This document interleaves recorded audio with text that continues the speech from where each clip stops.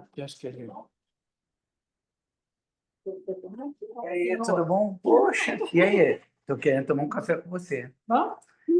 Depois terminar aqui, eu quero saber daí. Pô, você deve estar mais que por dentro de tudo que é legal e legal da atualidade, né? Saiu aí? É, de tudo isso que está acontecendo aí.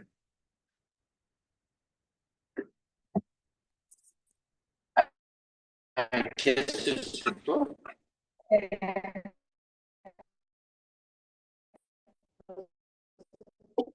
Ah, é? Você se esconde aqui, né? É bom. No celular, né? Acho que não. Fechei.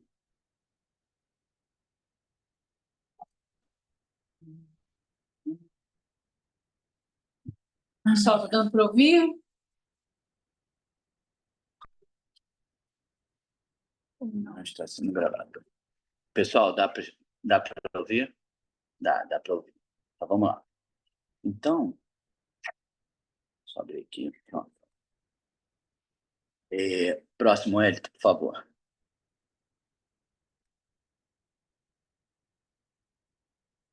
Deixa eu ter que ficar mandando um zap pro Hélito, porque ele acho que não está escutando, não. Ah, passou mais um.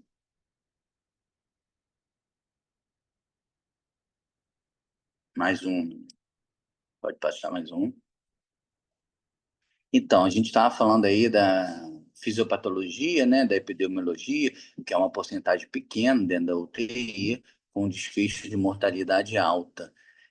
Apesar de ser pequena a incidência vista, né, de uma SARA real, a gente tem aí, quando tem, a gente tem um paciente bem grave.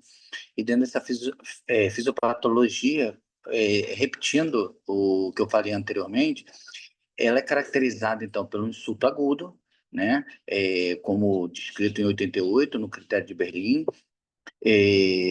Ali você tem uma questão de uma cascata de neutrófilos se diferenciando em macrófilos, intraalveolar e causando toda alteração da permeabilidade vascular, né?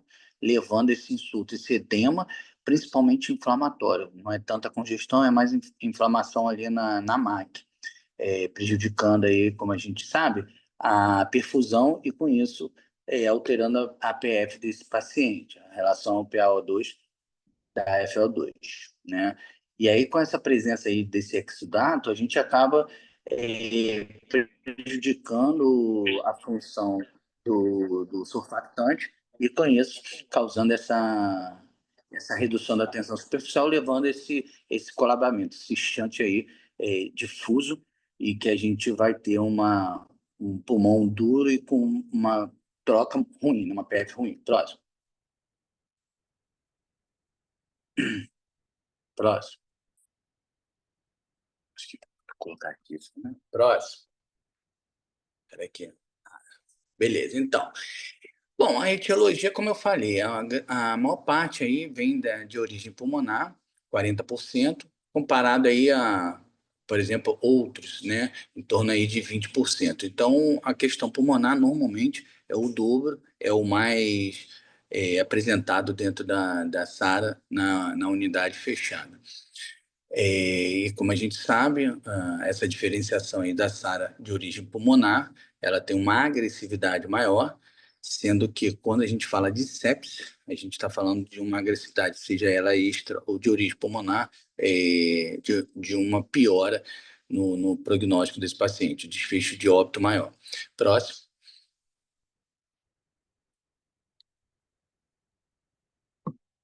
Próximo. Próximo. Próximo. Acho que ele está dando Acho que ele está dando um tempo ali, está calculando que eu falo muito, aí está próximo, isso. Então tá, então ali, ó, o critério de Berlim de 88, ele vem mostrando isso, tempo de insulto rápido, uso de imagem para raio-x, tomografia, tinha que ter pelo menos bilateral, dois quadrantes, dos quatro, né? Esse edema, 4h15. esse Mas edema, eu vou mais cedo, mas eu tive que voltar no meio do caminho. tem alguém com o microfone aí ligado. esse edema ele tem que ser provado, tem que ser avaliado e afastado de que seja de origem cardiológica, né? Porque é totalmente iatrogenia tratar um pulmão congesto como um SARA. A manobra de ajuste ventilatório é bem diferente. Bom, em relação à troca gasosa, né, PaO2, sobre a fração entregue, né, a fração esperada de oxigênio, menor do que 300 é considerado uma LPA, lesão pulmonar aguda, abaixo de 200 é considerado uma SARA. Aí a gente pode chamar aí de uma SARA de 300 a 200, uma SARA leve, abaixo de 200 a 100, uma SARA moderada, e abaixo de, na verdade, abaixo de 150, abaixo de 100 é severa, mas abaixo de 150 a gente já começa a pronar, trabalhar em prono. Em 88, esse termo, Baby Lung, ele veio do então falecido há 2, 3 anos, o Gattinone, um italiano, que é um dos caras que mais publicou, tem muito artigo dele aí. É um cara que, lá na Itália, ele contribuiu muito para a gente aqui na ventilação e principalmente na SARA. Próximo. Próximo.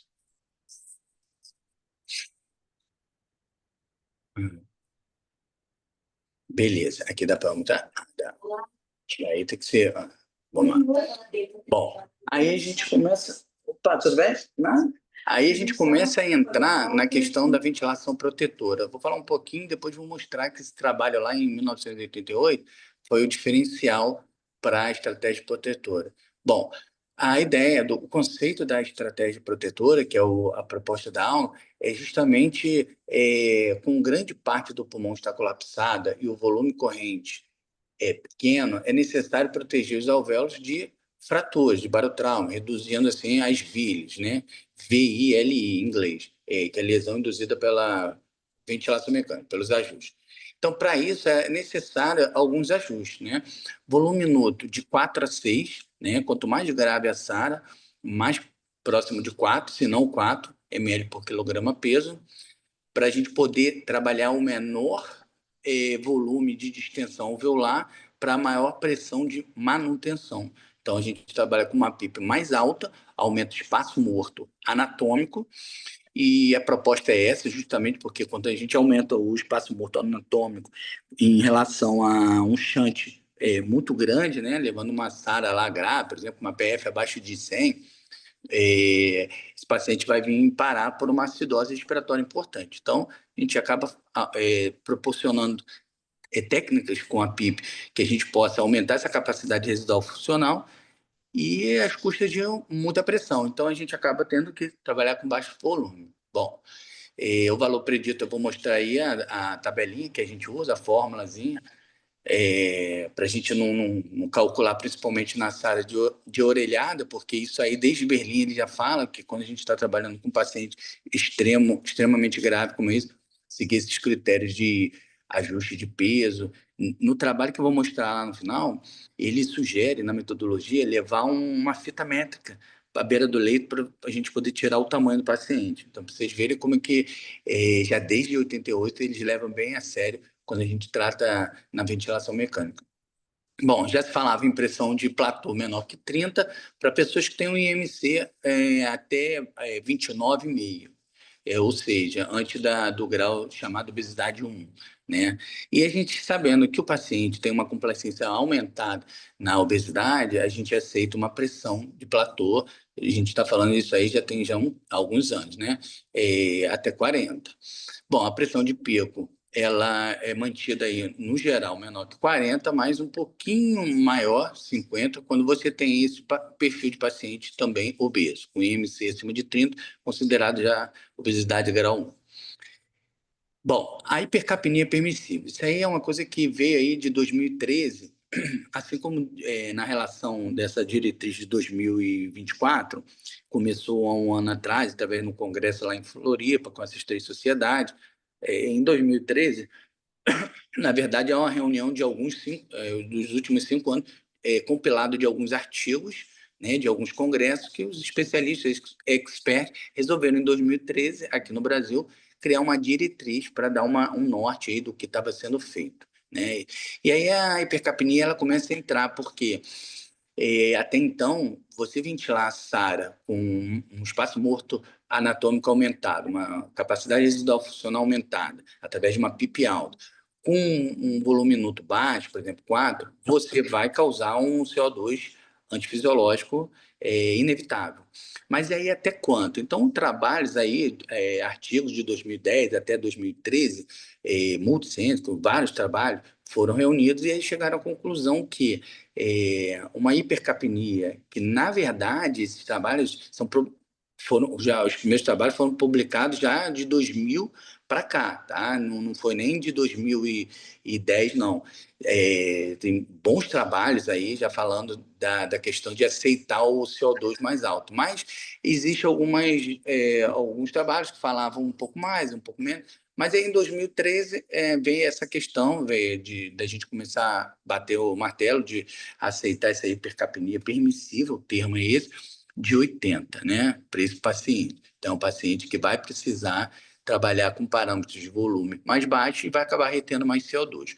Aumentando a PIP também aumenta o CO2. Então, a gente acaba aceitando isso aí. Contanto que esse pH não ficasse cada vez mais baixo do que 7,2, porque daqui a pouco ele, chegando a 7, 6,9, ele vai ficando incompatível com a vida e ele acaba fazendo uma parada cardíaca. Bom, a PIP, então lá atrás, era uma PIP que a gente podia utilizar de duas formas, assim, basicamente. Mas assim, a mais utilizada à beira do leito era uma PIP assim, titulada com base na experiência dos experts, mas que não era individualizada, então a gente usava uma PIP em torno de 15, algumas pessoas aqui formadas lá de 2000 ou até antes, deve ter pego isso, pacientes que a gente trabalhava com PIPs em torno de 15, né? E não tinha muita mecânica, porque a mecânica era a forma mais certa de se calcular, era através da curva PV. E muita gente até hoje tem dificuldade, porque é complicado fazer mesmo o cálculo da curva PV, achar o primeiro ponto de inflexão, calcular 2 centímetros acima. Então, essa era a forma mais científica, e aí tinha essa forma mais aleatória ali de 15. Então, se utilizava muito isso. Bom, e uma outra coisa também que se fazia muito nessa época aí, de 2000, né, até 2010, até 2005 mais ou menos, mas começando ali de 88, era o recrutamento 40 por 40. E, assim, os estudos, na luz do dia de hoje, mostram que não há uma evidência de um trabalho de recrutamento melhor que o outro. Porém, existem alguns trabalhos que sustentam a dificuldade, o risco de alguns procedimentos. E 40 por 40 é um procedimento que realmente causa muita estabilidade. 40 de PIP, 40 segundos. A gente fazia isso muito, eu fiz muito isso lá atrás. E isso realmente é muito danoso, porque você sai de uma PIP de 15, por exemplo, a 40, e aí você causa uma redução abrupta do retorno venoso e esse paciente choca.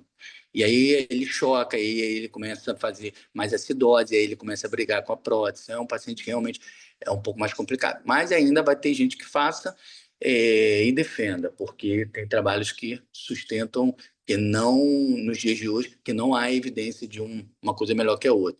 É aquela história, né? O próprio trabalho de comparação até hoje entre VCV e PCV, eles não arriscam dizer, eu não vejo dizer assim, até 2023, que PCV é melhor que VCV, apesar da gente ter essa experiência. Mas em 2024 ele sai, depois dessa reunião de 2023, sai em 2024, falando que nas primeiras 12 horas, a recomendação não é obrigatoriedade. Ele bota lá que nessas recomendações, nessa diretriz de 2024, ele tem fatores que ele recomendam, né? Então, essa recomendação, eu posso, como especialista, entendendo o assunto, não concordar e não fazer. Mas aquilo ali não é uma regra, né? Que se você não fizer, você estaria errado. Não. Mas ele coloca, né, em vias de muitos trabalhos, de muitas, provavelmente, troca de experiência com outros colegas, que PCV sempre foi a eleição de ventilação para esse tipo de paciente. VCV, eu acho que ninguém faz, né? Mas ele bota lá hoje, em 2024, essa recomendação de começar pelo menos às 12 primeiras horas, ou seja, a primeira metade do plantão que esse paciente chega para a gente.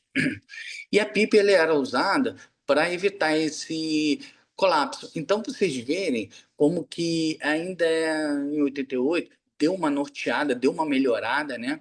Quem veio logo depois ali, já em 2000, já pegou bastante mudança, muita coisa nova, mas que ainda principalmente quem trabalha em hospitais um pouco mais afastado da informação, ou então pessoas mais antigas que não se atualizaram na ocasião, tiveram oportunidade de pegar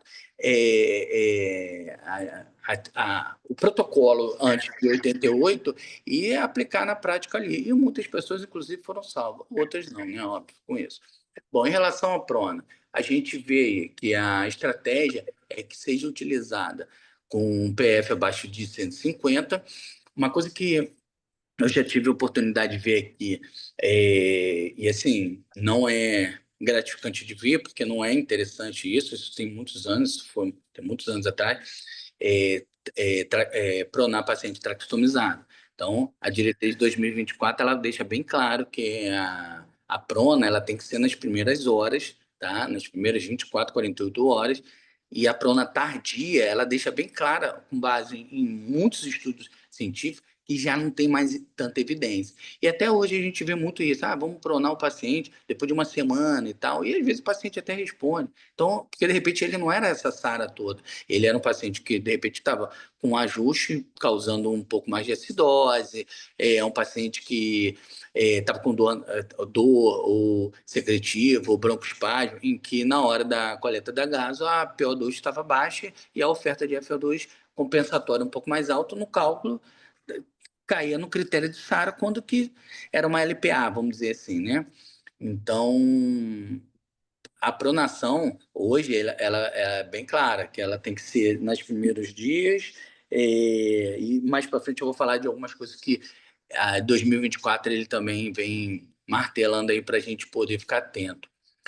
Agora, uma coisa interessante, a partir de 2020, os estudiosos experts tiveram que aplicar muita coisa off-label e observaram o seguinte, que dava certo, que a gente aqui também fazia, né? Por exemplo, vamos autopronar esse paciente, né? Isso na paciente com SARA de origem pulmonar, a gente mantendo o paciente em cateter, em máscara, fora da ventilação, isso até então, no critério de Berlim, não era considerado. SARA era considerado no paciente apenas em ventilação mecânica, com aqueles parâmetros que eu falei. PIP, uso de PIP,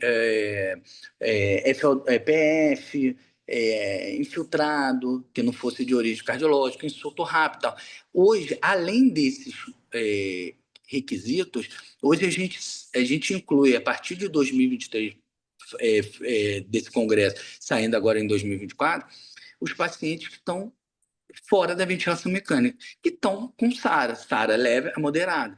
Quem são esses pacientes? Pacientes que estão no SENAF, não é muita realidade daqui do nosso hospital, mas paciente com SENAF é um paciente, potencialmente, é um paciente com SARA. Pode ser leve, pode ser moderado, mas ele está lá. Eu, particularmente, já tive experiência, durante o Covid de paciente grave no SENAF, e saiu. Então, assim, foi doideira? Foi um risco? Foi, mas saiu porque o cara tinha uma reserva, o cara era jovem, a gente segurou e foi. Outra coisa, VNI alternando com o SENAF. Então, o paciente sarado que a gente está fazendo pressão positiva, mas de forma não selada, porém não invasiva, né? Associado com o SENAF, tem dado certo, né? Máscara não reinalante de alto fluxo. Então, assim, a prona, o novo conceito de SARA, ela define, então, também inclui, melhor dizendo, esse tipo de paciente. O paciente que está com SARA leve a moderada, até grave, mas ele não arrisca dizer no documento de 2024 SARA grave. Eu até entendo porque é arriscar demais, senão estaria direcionando a muitas pessoas manterem paciente grave, um SARA grave, abaixo de 100, no SENAF com VNI. E não é isso que eles fazem, tá? Eles só recomendam em relação a leve e moderado. Mas muitos de nós aqui, com certeza, atuamos com paciente grave e o paciente saiu. Próximo. Então, uma coisa que mudou muito também na farmacologia, que é importante, é a questão de pacientes com PF abaixo de 120 se beneficiam no uso de bloqueador neuromuscular. Por que eu trago isso? Otimização de corticóide, otimização de balanço hídrico cada vez mais negativo e tal, porque nós, fisioterapeutas, somos o cara à beira-leira, um dos que mais induz o uso do bloqueador neuromuscular. Quem tem pelo menos 15 anos de formado, lembra que o paciente, quando tinha o diagnóstico SARA, que a gente ia usar um bloqueador neuromuscular, era quase que assim, era só ampola, fazia uma ampola, fazia bolos. Hoje, não se tem nenhum trabalho, tá? Isso aí eu levantei até horas antes de começar a aula aqui, eu levantei para poder não falar e aparecer alguma coisa diferente. Não tem um trabalho em revista de impacto importante que diga que o bloqueador neuromuscular sedar com um bloqueador neuromuscular é melhor do que era feito antes, que sedava, anestesiava e passava o tubo. E claro que o succinil, que é o que eles mais usam aqui, é uma droga de uma vida útil muito curta, que é mais para sedar. Mas dali a gente já acaba pedindo para fazer infusões. Então, assim, ele vem falando, então, olha, baseado nos desfechos de mortalidade, de tetraparesia do paciente crítico, dos desfechos. Em 2010 saiu um trabalho mostrando que pacientes graves que usaram ventilação mecânica, ou seja, uma Apache aí de mais de 20, um score Apache de mais de 20, ou seja, teria que dialisar, usar ventilação mecânica e tal. Esse paciente, quando ele conseguia sair com muito suor nosso, muita vontade de Deus que ele saísse, ele era acompanhado durante 2 anos, fazia um follow-up. Isso foi um trabalho de 2010, da Critical Care. E mostraram que 40% desses pacientes voltavam em menos de 2 anos e morriam. Tá? Então, isso foi antes da Covid. Isso foi antes da gente usar indiscriminadamente o agente bloqueador neuromuscular. Você imagina hoje que a gente ali à beira do leito para se tornar ficar mais confortável, não ver o paciente brigando, a gente acaba induzindo a infusão contínua. E aí, o que acontece? Esse paciente acaba ficando mais sarcopênico, com sua alça diafragmática cada vez mais incompetente, e aí esse paciente sai, faz aquela reabilitação, e não tem trabalho hoje, é uma outra coisa que eu levantei, é comparativo, mas em breve deve sair, porque a Covid realmente, se naquela época, antes da Covid, 2010, o índice de retorno e mortalidade era de 40%, e a gente está falando de uma revista de impacto, que normalmente usa grandes centros, como Europa, Estados Unidos, aqui no Brasil também, mas lugares bem protocolados. Você imagina em lugares que não tem protocolo. A coisa devia ser uns 50%. Imagina hoje com um bloqueador neuromuscular. Então, assim, ele bate aí hoje que o bloqueador ele deve ser usado em algumas situações. Vou pronar, uma sincronia realmente de difícil controle, e vou recrutar. Então, assim, são pontos chaves para a gente usar sugere, né, ele deixa bem claro lá nos anais de 2024, que é uma sugestão em não manter infusão contínua. Mas eu sei que a gente acaba ficando mais confortável aí, muitas das vezes, vendo aquela bomba ali uma semana, deixando o paciente daquela forma. Próximo. Qualquer coisa, eu não sei se dá para interagir, se quiser parar para falar. Próximo aí, Wellington. Ah, bom, então, assim, praticamente para resumir, lá em 98, antes de 98, na verdade, isso está me lembrando mais aquele negócio de 1900 acho que 98 ou 88, que tinha o marco da Constituição Federal, não tem isso? Que a gente estudou no SUS, 88, não, acho que é 88. No SUS? Que é a lei 8080. 80/90. Barra 90, que era de 88, né? Só que aqui é 98, 10 anos depois. Então, assim, isso também é tipo lá atrás. É um divisor, né? Porque até então, próximo, Hélio, só para mostrar aqui um negócio. Próximo, próximo, Próximo. Olha só, antes de 1988, a gente ventilava de forma usando aí o modelo convencional. Então, volume minuto, normalmente 12 ml por quilograma. Muitos que são mais novos realmente não pegaram isso, vai achar um absurdo, mas é o que a gente fazia. Hoje, comparativamente, a gente usa aí de 4 a 6, né? Sendo que 4 é mais o paciente mais grave, aquela PF mais baixa, que a gente tem que usar mais PIP, porque a preferência é sempre trabalhar um pouquinho mais alto. Tá? Principalmente se esse paciente sarado ele também for um TCE associado ou um DPOC, que aí são estratégias completamente diferentes, e aí o que ele morre primeiro, né? Alguns autores que trabalham muito sobre TCE na SARA ou DPOC na SARA, brasileiros inclusive, que são assim grandes profissionais da fisioterapia, da medicina, eles mostram que isso é muito difícil você conseguir ventilar esse tipo de paciente que tem essas combinações, né? E a SARA, por exemplo, de origem pulmonar, por exemplo, acidente de carro, muitas vezes o cara bate, cai num valão, ele faz uma broncoaspiração química, mas ao mesmo tempo ele faz um TCE. Então, assim, é bem difícil. Como é que você vai ventilar 4, 6, muitas vezes, com um paciente que não pode fazer um CO2 elevado, um PCO2 elevado, porque senão você aumenta. Então, assim, aumenta o edema. Então, é bem complicado, né?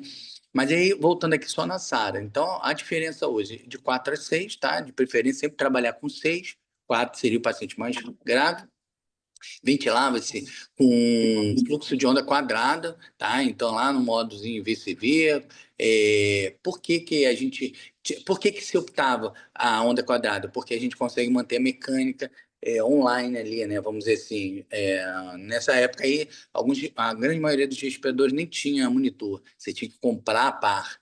Mas aí, quando tinha, se usava a onda quadrada, porque a gente conseguia ali. Estou falando ali antes de 88. Depois, já em 2000, que foi onde eu comecei, a gente usava o PIR 8400 e ali tinha opção de onda quadrada e onda desacelerada. A gente já usava onda desacelerada mesmo sem gráfico, mas a gente já sabia que ali, porque já tinha passado aquela questão de vamos ventilar de forma protetora. Bom, ventilava com onda quadrada e com pausa, justamente para a gente ter o platô, para a gente poder ver ali, pausou, a gente vai conseguir estratificar naquela época complacência dinâmica, ou seja, a resistência de entrada, né, de todo o circuito até a abertura do alvéolo e depois o próprio platô, que é a permanência ali da pressão real do alvéolo. Hoje a gente vai para PCV e não vai trabalhar com essa pausa. Frequência respiratória, se trabalhava de 20 a 24 e hoje a gente trabalha aí, na verdade eu coloquei aí a parte da estratégia protetora ali de 98, já começa a se falar em subir um pouquinho mais e até 30. Mas hoje, em 2024, já se aceita até 45. Mas eu, particularmente, acho que assim, é inviável, porque quanto mais você aumenta a frequência, principalmente para lavar o CO2, mais você encurta o tempo expiratório e você aumentando o tempo expiratório, você faz alto PIP. Você já está com PIP alto, mais alto PIP, chance de barotrauma é maior, chance de hipercapnia cada vez maior, chance de acidose, mais assincronia, mais necessidade de CDA bloquear, e aí a gente fica correndo atrás de uma situação que a gente está criando.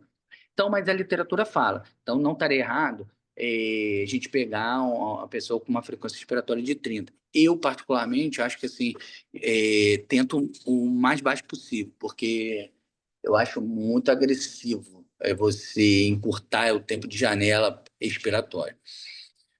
Bom, antes a gente trabalhava com aquele CO2 um pouco mais restrito, passava de 40, era uma preocupação, aí metia alguns parâmetros lá para poder tentar lavar aquele CO2, aumentava volume, por isso que a gente aumentava o volume até 12 ml, para poder manter esse CO2 mais baixo. Hoje a gente sabe que, hoje não, desde do marco, né, de Berlim ali, a gente começa a trabalhar com o conceito de hipercapnia permissível, que é o valor de 80, menor ou igual a 80.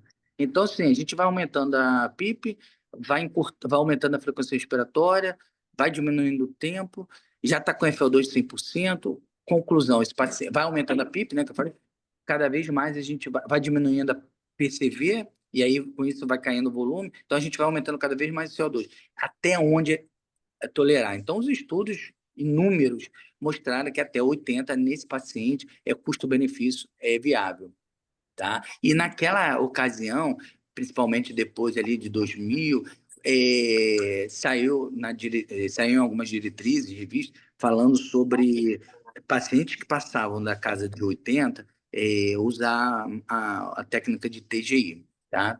Que não é falado nesse 2024, não é citado, não é incentivado a usar, mas a gente usa porque é uma prática que funciona bem. Quando bem instalada, funciona direitinho. A FO2 corria-se sempre por menor valor, menor que 60, que a gente sabe que tem trabalho já nessa que mostra que a hiperóxia mais de 12 horas, ou seja, metade de um plantão, ela libera mais diferenciação mais de neutrófilo e macrófilo, isso vai aumentando mais a inflamação local e sistêmica, então, assim, a gente piora o quadro inflamatório. Então, a ideia é que trabalhasse com isso. Pois a questão da FO2 ela é mantida, mas com um pouco mais de critério, que eu vou mostrar ele mais na frente. A PIP, na verdade, ela, até então, a convencional, eles falavam assim, em não manter não manter abaixo de 5. Esse era o critério deles, manter uma PIP que pudesse manter uma saturação acima dos 92, como está aí, mas o critério mais importante, marcante dele, era não trabalhar com uma PIP abaixo de 5. Isso hoje já se fala em 8, 2024, até porque ninguém nem trabalha praticamente com isso. A gente trabalha com valores mais altos, mas na referência ele fala que, na ocasião, o valor era 5 e hoje o valor é 8, não aceitar valores abaixo de 8 a 10. Bom, naquela época se avaliava a mecânica com mais dificuldade, porque, como eu falei, os displays de respiradores, a grande maioria não tinha, mas quando tinha, a gente usava muito complacência dinâmica e estática. E hoje em dia a gente sabe que a complacência estática, ela, quer dizer, já desde 2013, ela caiu por terra, porque, de preferência, a gente vai trabalhar com mecânica com fluxo zero de esforço, ou seja, a gente vai tentar fazer com que esse paciente não tenha esforço na hora da mecânica. Na hora que a gente dá a pausa, esse paciente não pode estar fazendo esforço, ele não pode estar tendo o drive, né? Porque a gente está falando de um paciente bem grave. Então, na dinâmica, a gente tem isso, né? Então, hoje a gente trabalha com hoje não, 2013 para cá, fortemente com a questão da estática. E uma outra coisa também é a questão do platô, né? E, lá atrás eles viram que depois da pausa inspiratória, aquela acomodação, poros de Kohn, efeito Pendiluff, aquela pressão de distensão no gráfico de PV, tinha uma pressão chamada P2 abaixo, que eles chamaram de platô. Essa pressão, depois de muita análise, muitos trabalhos de barotraumas, pacientes que não fizeram barotrauma, chegaram àquela pressão de 30, né? Então, a pressão de 30, menor que 30, é a pressão de platô recomendada. E aí, vem já em 2000, agora em 2013 para cá, vem cada vez mais crescendo esse conceito de drive pressure. O que mais ou menos seria isso? Na verdade, o que acontece? A pressão de platô é a pressão quando a gente zera o fluxo respiratório e ali, através dos poros comunicantes, os alvéolos cedem. Mas ele leva em consideração a adaptação, a acomodação de fluxo. Faltou ali propriedades elásticas, mecânicas, de recolhimento. Então, mais à frente, autores como Marcelo Amato, que é o principal aí, autor no Brasil que estudou isso, que começou a publicar, no Fundão também tem participação aí do Guimarães, que é um cara, Fernando Guimarães, que é um cara engenheiro e fisioterapeuta e saca muito disso e publica muito. A Sara também, que é parceira dele lá no Fundão. Então, eles começaram a caminhar nesse sentido de entender que havia, dentro da avaliação mecânica, outros contextos que estavam sendo abordados. E aí a elastância, o recuo dessa propriedade viscoelástica do pulmão, ela não estava sendo levada em consideração. Então, eles começam a fazer uma nova análise e aí chegaram aí ao chamado drive pressure de -20. Só que, milagrosamente, eles na publicação eles colocaram lá um valor de 15. Então, assim, algumas pessoas vão estar falando assim, Ih, não, ele está falando errado. Não, na verdade, o artigo original, os artigos originais, ele fala em 20. Só que esse número mágico de 15 é uma forma de proteger, trabalhar com uma pressão de abertura, de manutenção e de recuo do alvéolo com menor distensão, com menor tensão e menor risco de rupturas, né? E aí, platô, já falei, né? Aí, só a avaliação do platô, que é a adaptação do alvéolo, mantém menor que 30. Pico, aceita um pouquinho mais hoje na questão protetora, principalmente, como eu falei, em pessoas mais obesas, ou no caso da Sara, que é um pulmão mais duro mesmo, você não vai conseguir fazer um volume de 4 ml se você, às vezes, não abrir um pouquinho a tolerância da pressão de pico, chegando aí perto dos 50, né? Como eu falei lá atrás, fazia 40 e uma PIP aleatória de 15 a 16. Hoje a gente faz recrutamento. E eu, como eu falei de novo, não tem evidências até hoje de qual é o melhor. Se é crescente, decrescente, se é com suspiro, se é com pausa, qual tipo até inclusive 40 por 40. 40 por 40, ele só mostra que tem uma instabilidade muito rápida hemodinâmica. Então é muito arriscado. Mas em termos de desfecho de mortalidade, não há superioridade. Em termos de alta hospitalar, que eles colocam lá, delta de alta de 28 dias, não há superioridade. E aí, eles recomendam, tá, nesse 2024, que não passemos da pressão total de 45. Então, que pressão total seria essa? A PCV de 15 mais a PIP que você está impondo ali. Eu, particularmente, faço até 40, sou um pouquinho mais conservador, mas existe um trabalho baiano que ele trabalha com 50 e eu esqueci o nome desse autor. Provavelmente, se eu falar, vocês vão lembrar, mas eu esqueci aqui o nome dele agora. E ele trabalha com 50 e agora, se a metodologia, se ela é aplicável ou não, mas assim, é um cara que tem um nome na terapia intensiva e ele mostrou lá um trabalho grande que poderia ter 50. Eu, particularmente, acho demais, então eu trabalho com 40. E como que eu faço? Eu prefiro fazer com a decrescente. Então, PCV de 15, eu coloco lá a pressão de 25, né? Ao todo 40, né? 15 com 25, 40. 2 minutos no primeiro momento, depois eu desço 5 centímetros até 20, tá? E ali de 20, 19, 18, eu vou descendo um por um centímetro atrás do outro, a cada 1 minuto. E ali eu vou calculando complacência estática, drive pressure e a saturação. A melhor, com a menor pressão, a melhor complacência com a menor pressão é aquela que eu escolho, e ali eu somo mais 2 centímetros e defino aquela pipa.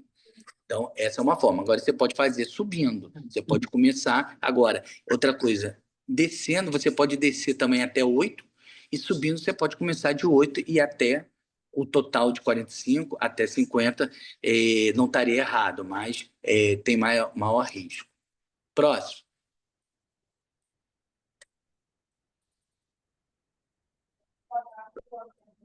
Aí, ó, só mostrando o gráfico desse artigo que eu mostrei anterior, a comparação de sobrevida após 28 dias, de alta, de óbito, comparado com o modelo convencional e modelo protetor, né? O primeiro ali protetor, para vocês verem, p-valor de 0,1, eu acho dá para ver. Lá o primeiro, por exemplo, mortalidade. A mortalidade que deu p-valor de 0,001, bem significativo, morreu na estratégia protetora bem menos do que na forma convencional. E ali você vê que tem outras coisas embaixo. Hoje em dia, a gente realmente não faz. Você vê, ó, barotrauma. Olha como a gente fez bem menos barotrauma, 2, comparado com o outro 10. O p-valor também bem significativo. Então, isso é um artigo lá da New England de 98. do brasileiro aí, do Marcelo Amado. Próximo.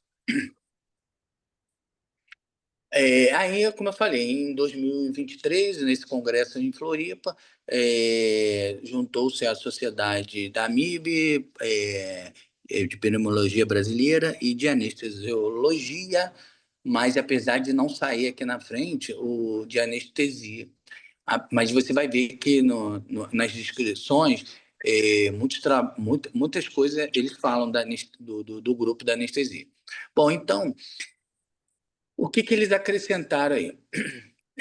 Que o paciente ele também é diagnosticado com SARA fora da ventilação mecânica, e para isso, hoje a gente conta com uma ferramenta muito interessante que eu tive a oportunidade de fazer o curso, que é ultrassonografia, não tenho mais à mão como eu deveria ter, mas para fazer um diagnóstico de linha B, como ele fala embaixo, não é difícil, para quem fez o curso sabe que não é difícil, a gente vê congestão. Só que a diferença da congestão cardíaca para a congestão seca, inflamatória da SARA, é a quantidade de ondas B. Inclusive, eu acho que assim, seria interessante se no nosso serviço a gente hoje conseguisse usar mais a ultrassonografia beira-leito, porque a gente pode fazer inúmeras vezes, não é radioativa, é beira-leito, é mais fácil, tem portátil ligado no celular. E o que acontece? A cada manobra que a gente faz, horas depois a gente pode ver se aquilo ali diminuiu uma linha B, ou se aquele paciente ficou mais atelectasiado, com mais linha B. Então, hoje, em termos de imagem, a gente, além da tomografia e o raio-x, a gente tem a ultrassonografia que nos ajuda bastante, né? Então, isso foi um diferencial na imagem. Em termos de insulto agudo, continua o mesmo. Agora, uma outra coisa legal é que a PF, então, era considerada abaixo de 300, paciente ventilado. Mas e o paciente em ar ambiente? Como é que a gente faz? Saturação mesmo, oxímetro. Oxímetro dividido pela fração dada, ou seja, pela quantidade de oxigênio dado. Então, vou dar um exemplo aqui. Se a gente tem 10 litros de oxigênio ofertado na máscara não inalante, isso é polêmico também, tá? Fisiologicamente, um vai falar que é 4, outro vai falar que é 3. O primeiro litro é 4, a gente conta 4%. Os próximos são 3. Mas eu vou contar tudo como se fosse 3. Tem literatura que fala 3. Então, 10 litros seriam 30%. Com mais 21, que já é da atmosfera, nós estaremos com 41, correto? 30 mais 51. 51, não, 41, 20. Desculpa, 51, gente. Opa, 51. Ainda bem que eu estou aqui com o Luciano. 51. Então, 51 seria a minha FO2. E aí, com um oxímetro no dedo, eu faria essa razão da oximetria pela fração esperada. E se for menor que 315, eu já tenho um diagnóstico de SARA. Então, esse paciente tem indicação do Senaf, de manter, tem indicação da VNI, tem indicação da autoprona.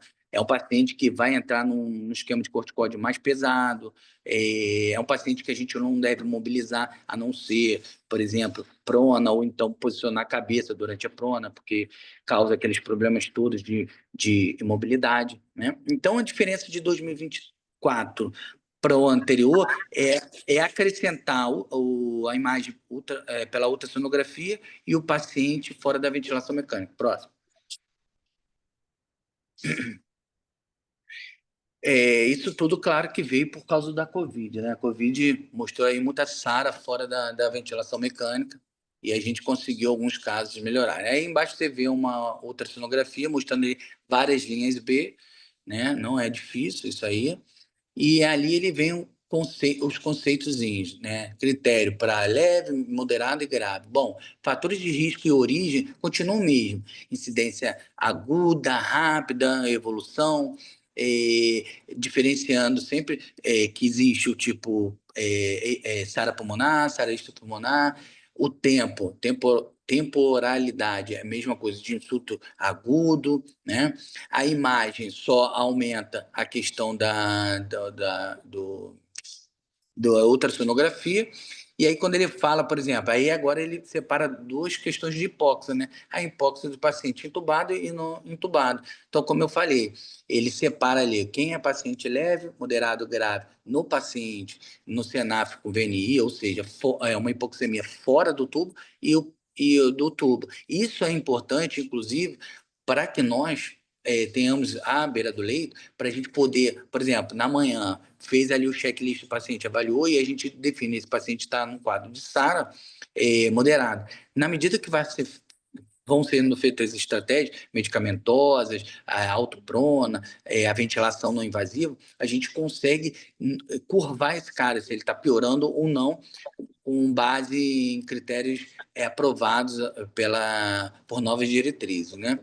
E a questão da hipoxemia do paciente entubado mantém a mesma coisa, mantém o mesmo critério que era antes, né?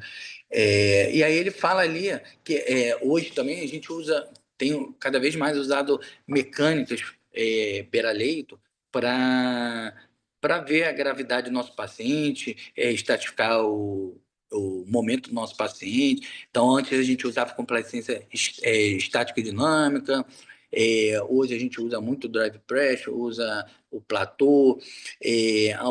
Algumas pessoas, eu até aprendi, usei, mas particularmente não gosto muito da Mechanical Power, porque não tem muita evidência. Esse trabalho mesmo mostra isso, eu achei bem interessante. E fora que existem outras mecânicas ali que a gente hoje começa a perceber o seguinte, que os grandes estudiosos, experts, eles não olham mais só o alvéolo, o parênquima, eles estão querendo entender qual é a energia gasta de abertura e fechamento. Essa assincronia silenciosa, que a gente está vendo aí através de unidades de Joule ou watts, né, que a gente está utilizando, que já veio mais ou menos incorporada lá no PAV, que a gente vê lá o gasto de energia, mas no modo espontâneo. Hoje a gente já começa a pensar nisso na questão do paciente ventilado, porque a gente sabe que um gasto energético desnecessário, ou por um ajuste, ou por uma febre não corrigida, ou por um distúrbio eletrolítico, e ele está realmente com um metabolismo mais acelerado, a gente tem já como calcular o gasto energético desse cara através de algumas fórmulas, né, beira-leito, em unidades de aulas ou watts, e aí a gente consegue melhorar, dando mais conforto. Por exemplo, um exemplo clássico aqui que a gente usa no modo espontâneo é o AP01. A gente pode usar a AP01 e deve usar para ver se a gente está subotimizando. A AP01 foi criada com uma finalidade de avaliar lá os primeiros milissegundos de disparo. Mas hoje a gente consegue, hoje a gente utiliza já para ver também mecânica de esforço, né? Então a gente tem essas ferramentas na SARA e cada vez mais utilizando a beira-leito para que a gente possa gastar menos energia. É um paciente grave, é um paciente que tem que estar plenamente sedado e sem assincronia, né? Próximo. Próximo.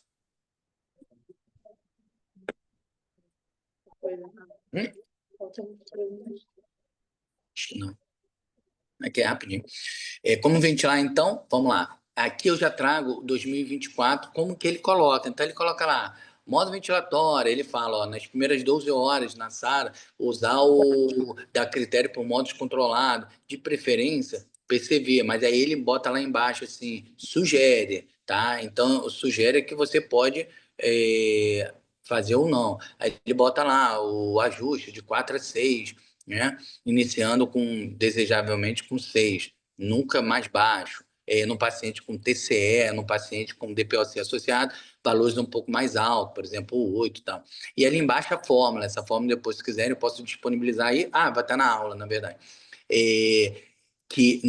Lá fora, eles falam, né, nos trabalhos, que eles pegam fita métrica para tirar a medida da altura do paciente. Então, que o negócio é bem, bem sério, eles levam bem em consideração. Então, tem uma forma para mulher e para homem, para ver esse peso predito e calcular direitinho ali 4 a 8 ml por quilograma peso. Próximo. A fração esperada comparativamente do passado para hoje, a gente vai sempre estar usando a menor saturação, abaixo de 60, né? Para uma FO2 aí em torno de 92, 96. Saturação. Isso. Não, FO2 menor, saturação isso, de 92 de 92 a 96. Bom, a pressão de platô mantém a mesma coisa da época de Berlim para hoje, menor do que 30, considerando aí vários estudos, daí ele coloca, considerar a pressão de distensão, driving pressure, como eu falei, menor do que 15. Isso é um número mágico, tá? Porque eles mesmos, no trabalhos originais, é o valor de 20 na curva ROC. Mas, de qualquer maneira, 15 é como lá o delta de 45, eu uso 40. Isso é uma questão, às vezes, até de insegurança de fazer uma lesão no paciente. Quanto mais a gente vai vendo, mais a gente vai ficando mais temeroso. O ajuste da PIP, né? Existem várias formas do ajuste da PIP na sala e, como eu falei, não há um grau de evidência se para cima ou para baixo, com suspiro, com pausa, qualquer melhor, né? Agora, deve-se evitar PIPs abaixo de 5, né? Na SARA, isso aí é uma coisa que, né? E não há dados, como eu falei, que sugiram uma coisa melhor do que a outra. Próximo. A frequência respiratória, como eu falei, ó, só chamando a atenção, 45 é tolerável hoje, era de 20 a 25, 20 a 30, né? Aí aumenta para 35, mas é tolerável até 45, mas assim, é extremamente danoso e aí tem que pensar bem se vale a pena usar ou não, tá? Essa frequência. Próximo. Aí, formas de utilizar. A ARSNet lá atrás, o grupo americano, veio com a tal da tabela PIP Table, que tem PIP Table para pressão, para PIP baixa e para PIP alta. Eu particularmente trouxe aqui a da pressão baixa, porque eu acho que a gente aqui nem usa isso, mas os estudos não mostram tanta evidência, mas na época de superioridade de uma para outra. Mas na época que isso foi lançado, o ARSNet, o americano, o Marcelo Amata, que também, em 98, ele lançou o Open Lung Approach. Então, seria a abertura desse pulmão, não utilizando uma tabela fixa, mas o cálculo da curva PV, achando o ponto de inflexão e jogando 2 centímetros acima. Isso deu muito mais certo a nível mundial. Segundo colegas especialistas aí que tiveram oportunidade de conhecer bem o Marcelo Amato e entre outras pessoas, disseram que o próprio americano usava mais a nossa forma de titular PIP do que a criada por ele, né, pelo ArdsNet. Então, existe isso, que não estaria errado, tá? Colocar a tabela, usar e tal. Não tem esse trabalho que diz que uma que é melhor que a outra, não. Você só tem que seguir. O que eu vejo, às vezes, as pessoas fazendo por exemplo, se eu estou usando uma PIP de 10, eu tenho que usar uma PIP de 10 com uma FO2 no máximo de 5, de 50, 60, 70. Não pode ser uma PIP de 10 com uma FO2 de 40. Aí você já quebrou o protocolo que os caras estudaram lá. Próximo. Aí já não é mais ArdsNet, é PIP Table. E eu só trouxe aqui o tipo da PIP baixo, porque assim, a gente nem usa praticamente, mas não estaria errado. Mas se for usar uma estratégia protetora com a PIP baixa, é o mais recomendado, tá? Do que a PIP alta. A PIP alta é mais agressiva. A PIP decremental é o que eu expliquei, o que eu faço. A gente começa aí, lá em cima, aí, quando a gente começa com 25 de PIP, eu deixo 2 minutos, depois caio os primeiros 5 centímetros de PIP para 20, porque eu sei que a minha PIP nunca vai estar acima de 20 titulada, então não tem por que descer de 2 em 2, tá? Eu desço de 25 para 20 direto, depois de 2 minutos, e aí sim, de 20 até 10, mais ou menos, eu vou descendo um por um, calculando ali mecânica, e vendo qual é melhor e coloco 2 centímetros acima. Próximo. Como eu já falei, o bloqueador ele vem à luz do dia de hoje, 2024, trazer para a gente essa questão de não usar o bloqueador como uma infusão contínua de preferência, de escolha preferencial. E a gente tem que ter esse cuidado porque a gente é um grande influenciador desse uso. Testar tudo antes para ver se essa sincronia, essa PF baixa não tem outra origem. Próximo. Bom, posição de prona, ele vem falando que até então era prona, era só para paciente com 150 de PF em ventilado. Hoje a gente tem aí paciente considerado leve a moderado, que não está na ventilação mecânica, e aí ele considera que isso é uma recomendação. Pronar esse paciente que está na Senaf, que está na VNI, que está no cateto de Venturi, de alto fluxo, não reinalante, que está com diagnóstico lá de SARA, porque é um insulto grave, linhas B na ultrassonografia, ou então na tomografia com 2, 3, histórico de um que leve a pensar numa SARA, né? E, e em alguns casos, no eco, você consegue até ver a PSAP desse paciente, vendo que a PSAP é abaixo de 18, mostra que é uma inflamação e não uma congestão. Então, isso tudo fecha o diagnóstico rápido de SARA, e aí, mais aquele paciente ainda segura fora da ventilação. Então, a gente pode pronar. E aí, ele fala aí, ó, lá no finalzinho, ó, o início mais precoce possível, tá? Aquilo que eu já falei, o paciente tem que estar com a PF abaixo de 150, com uma condição de FO2 alta, ou seja, maior que 60, com uma PIP também elevada, né? E ela tem que ser uma escolha rápida, tá? Não é uma escolha tardia, nem muito menos paciente tracostomizado. Próximo.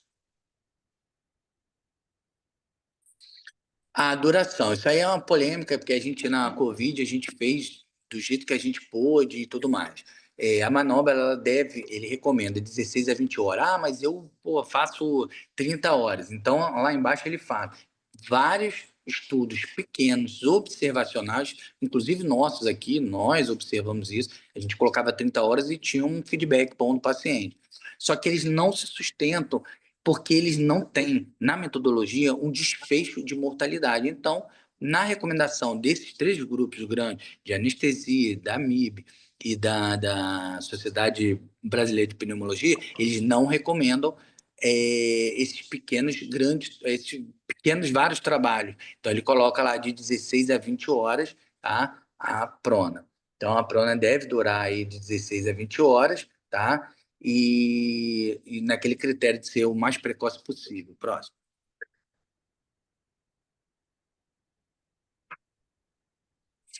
Bom, suspender, quando que a gente suspende então?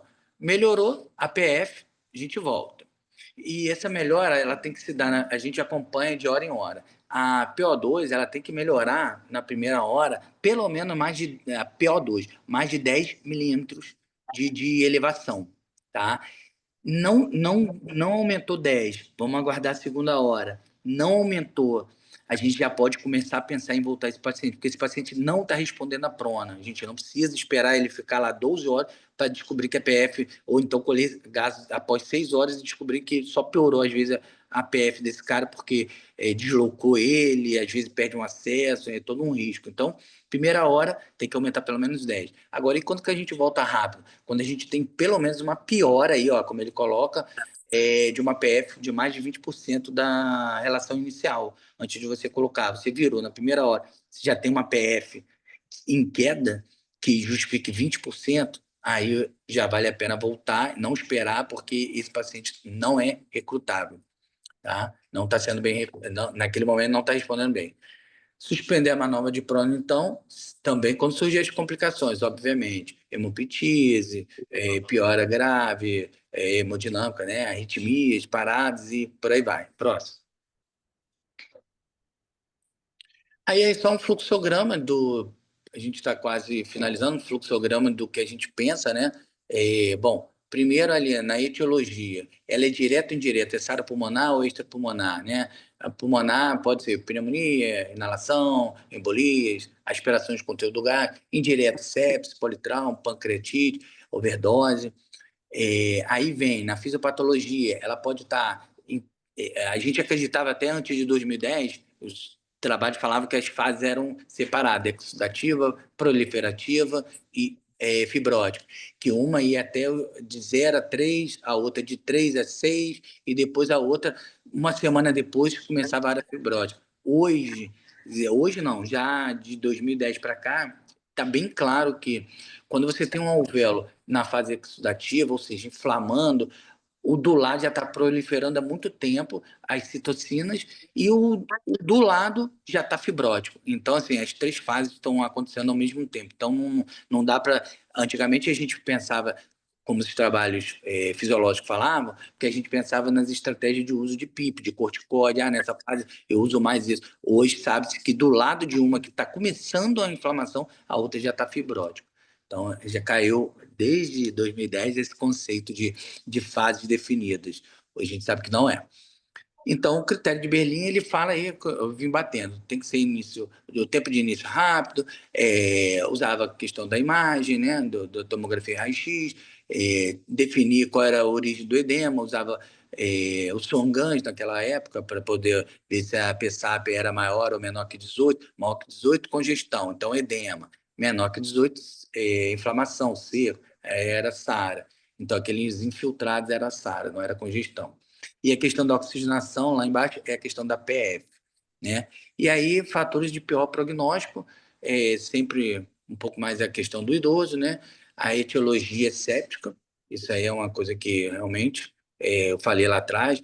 Hepatopatia grave, porque a gente sabe que o fígado metaboliza muita coisa importante ali, e aí não consegue nem sedar um cara com uma hepatopatia grave.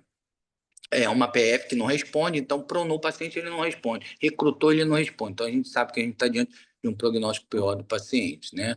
E a gente sabe também que o aumento da relação desse espaço morto, ou seja, quanto mais eu aumento a minha capacidade residual funcional, meu alvéolo, mais para gerar uma saturação de sobrevivência, vamos dizer assim, né? Então eu estou cada vez com a PIP mais alta, 18, por exemplo, gerando espaço morto cada vez maior para poder fazer uma PF assim, sustentável, uma saturação sustentável.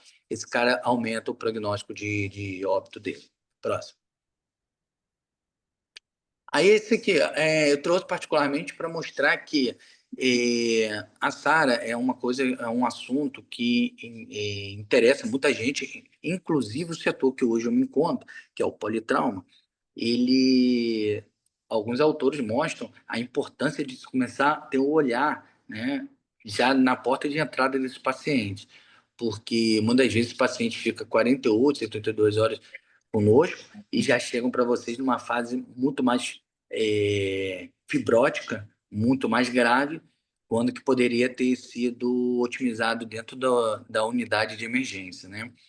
Então, ele mostra aí, é um trabalho de 2017, né? Então, recente, tem uma revista de impacto importante, 5.6, a população era um paciente de um politrauma e o protocolo era comparar os pacientes numa ventilação convencional, solta, né? Então, assim, não tinha preocupação de ajuste da PIP, do volume minuto, das questões protetoras, e um outro grupo que era feito com a estratégia protetora. Então, observou-se, e foi publicado numa revista de grande estudo, que o trabalho do politrauma, ele já começa a fazer a diferença no prognóstico de saída desse paciente, né? Melhor impacto de tempo de internação e na mortalidade. Acho que acabou. Acho que sim. Então, próximo. Ótimo. Próximo. Bom. Bom, gente, então, assim, só para resumir, eu separei aqui, tá? Eu vou mostrar aqui um negócio para vocês. Bom, o que eu trouxe para vocês é o seguinte, que agora em 2024, diversas atualizações significativas foram introduzidas para a gente, né? Na estratégia da ventilação na SARA. E as principais mudanças incluem de três grandes sociedades. Uma da TS, que é americana, né, localizada em Nova York, situada em Nova York, melhor dizendo, a American Thoracic Society. Assim, ela é bem considerada, tem um impacto científico muito grande. Os eventos da ATS realmente assim, fazem muita diferença aqui na América Latina, da expertise de quem participa, né? Então, ali, eles falam na ATS, na atualização da ATS, as novas diretrizes incorporam evidências recentes e fizeram algumas recomendações. Uso de corticoide, recomendado para pacientes com SARA, com base em evidência já de SARA diagnosticada. O uso do ECMO, tá? Que a gente não trabalha. Bloqueadores neuromusculares para pacientes com SARA precoce, apoiado por evidência de baixa qualidade, ou seja, usar bloqueador para o ATS não tem uma evidência muito grande. Então, a gente usa aqui infundido direto, isso aí para eles não é bem visto. A PIP, né, elevada sem manobra de recrutamento, preferida em pacientes com SARA moderada a grave, sem evidências e de baixa a moderada certeza também. Então, sair recrutando paciente não é interessante para a ATS, principalmente recrutamentos prolongados, vários ao longo do dia. Contraindicação de manobras prolongadas de recrutamento, como eu falei agora, fortemente desaconselhado, tá? Então, ficar mantendo recrutamento manhã, tarde, noite, isso é fortemente recomendado a não usar. Isso ainda estou na sociedade da American Thoracic Society. Tá? E aí, quando a gente fala lá na Europa, os estudos que acho que algumas pessoas aqui já ouviram falar, estudos de Beards e ventilação espontânea. É apresentado no Congresso da Sociedade Europeia de Medicina Intensiva algumas recomendações. Então, esse Beards, ele sugere algumas recomendações, o uso de... ele faz uma comparação, na verdade, entre usar modo espontâneo PSV em paciente grave com modos controlados. Eu, particularmente, já fiz isso e já vi algumas pessoas fazendo, usando PSV em paciente grave para poder liberar o fluxo, já que o drive do paciente está bem acidótico e ele está bem difícil de sedar, nem com bloqueador neuromuscular. E aí, esse estudo Beards, na Europa, em especial Portugal, ele vem falando ali, né, sobre os resultados, mostraram que o PSV reduziu a necessidade de sedação e a terapia de resgate para a hipoxemia, embora não tenha impacto na mortalidade em dias livres da ventilação. Devido à complexidade e ajuste desse modo, né, e a ausência de melhores de desfecho, recomenda-se continuar com práticas atuais, que é o paciente sedado e uso de PCV. Mas, particularmente, já usei PSV em alguns momentos do paciente, porque ele estava muito acidótico e ele não se entregava. Bom, terceira e penúltima recomendação que eu trago é da AMIB, junto, que é essa de 24, que ela fala lá, lançaram então esse edital, atualizado nas orientações da prática da ventilação mecânica, em que eles elaboraram com 75 especialistas, abordando 38 temas em 2 pares. Então, um estudava, o outro estudava também, e aí eles conversavam sobre o mesmo tema. Então, esses são os pares, que ele fala dessa diretriz de 2024. E isso eu falei agora a aula inteira. E para fechar, é a diretriz, a nova definição global da SARA, tá? Que tem como consenso global propor uma definição da SARA incorporando critérios adicionais, como o suporte não invasivo que a gente vem falando, SENAF, alto fluxo, VNI, e essa relação da PF e agora saturação pela FO2, através do oxímetro. Então, assim, essas são as novas critérios, novas definições, mudou muito pouco, acho que acrescentou mais mecânica, questão do paciente fora da ventilação mecânica, uso de imagem como ultrassom, né? E alguns critérios desde 2010 para cá a gente mantém, que é da ventilação com estratégia protetora, e é isso, não há uma superioridade em recrutamento subindo ou descendo a PIP, só que ficar fazendo várias manobras não é interessante, os desfechos, e é isso, gente. Eu espero que eu tenha contribuído um pouquinho aí, trazendo um resumo desse 2024, e se tiver como responder algumas perguntas, eu fico aqui à disposição.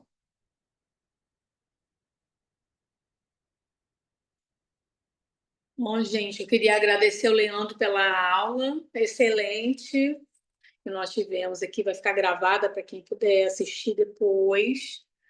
E eu acho que a gente precisa encerrar, né? Porque ficou um pouquinho extenso.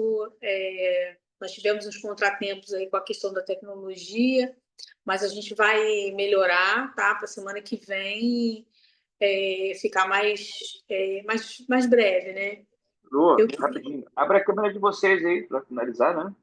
Eu tô vendo Oi? vocês. Abri a câmera de vocês aí, deixa eu Ah, dar. não é aberto, não? Tá. Beleza, beleza. Estamos aqui, É. estamos aqui. Né? Você vê como é que a gente está entendendo da tecnologia. A gente está tomando a coça aqui, já fomos, voltamos. Mas é isso, gente. Eu agradeço aí por cada um aí. Se quiserem falar alguma coisa, fiquem à vontade aí. Eu queria saber, assim, se o horário ficou legal. Eu sei que a gente teve esse contratempo um pouco com a tecnologia, mas vocês acham que esse horário de 3h30 ficou bom? Porque semana que vem a gente marcou uma sessão clínica na quinta-feira, dia 20. A gente mantém esse mesmo horário? Ou vocês acham melhor a gente mudar, botar um outro horário, tentar um outro horário mais tarde? Eu acho que o Lu, boa noite, bom dia, boa tarde, desculpa, é Ale? porque aqui no CTI tá escuro, acho que tá armando o tempo. Aham. Eu acho que, enquanto um pouco mais tarde, umas 16 horas, eu acho que fica, 17, eu acho que fica mais tranquilo. Até para quem está de plantão, né, eu acho que são horários mais tranquilos. Eu acho, né, é uma opinião minha. Tá. Vou ver se a gente consegue semana que vem fazer às 16, tá? Uhum. 16h30, por aí. Eu acho que 17 para mim vai ficar meio complicado. Por causa de Não, buscar eu aqui na entendo. escola, essas coisas. Mas eu acho que 16 também ficaria bom, entendeu? Tá Até bom? porque hoje também começou quase esse horário, né? Só que teve os Isso, contratempos, foi, deu um né? probleminha, né? Mas Uhum. semana que vem a gente vai acertar esse lance da tecnologia e vai dar mais certo. Deus quiser. Vai fazer de uma outra forma, vai dar certo. A gente vai contratar um TI. É, parabéns, hein, pastor? Foi show. Valeu, obrigado, obrigado. Muito bom, né? Muito bom. Então, semana que vem a gente vai tentar trazer um caso clínico. Se alguém quiser trazer também um caso clínico de algum serviço que tenha participado, para acrescentar na discussão. Eu acho que semana que vem, na quinta-feira, vai ser mais participativo, da gente trocar ideia, cada um falar como que está fazendo, né? A gente teve essa introdução inicial, e aí semana que vem a gente vai conversar um pouco mais, tá? Aí, queria agradecer a presença de todos, né? E espero que a gente consiga seguir firme aí nessa proposta de educação continuada. Tá bom? Um abraço a todos aí. Boa tarde. Valeu, Obrigada. gente.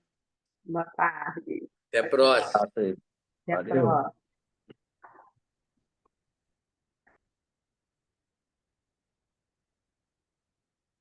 E aí, saiu ou não saiu? Não sei, acho que não.